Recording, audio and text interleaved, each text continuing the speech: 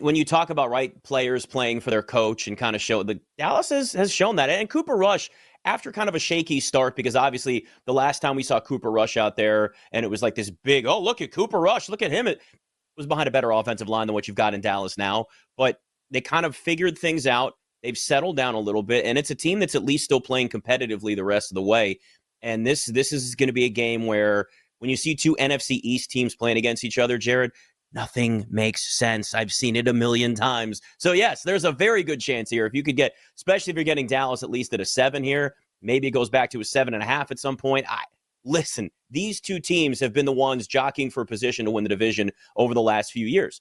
So there is a sense of a rivalry that's there. There is a sense of a pride that is there. And you have watched the Cowboys team that's actually played relatively well despite all of the issues they have. But CeeDee Lamb really does impact that offense a lot. Missing him and his ability to stretch the field and knowing he's going to get 11, 12, 13, 14 targets in a game, that takes away a massive dynamic to a Cowboys offense that's already depleted on top of that. So the question then becomes, what does that offense look like? Is there more Rico Dowdle after a horrible week last week? Or are you going to get back to the Rico Dowdle we saw for that stretch for a month or so where he's getting a ton of carries and really getting some opportunities? Are you going to see some other receivers? Is it more of a Ferguson type game? Like those are the types of things we now have to try and figure out in this.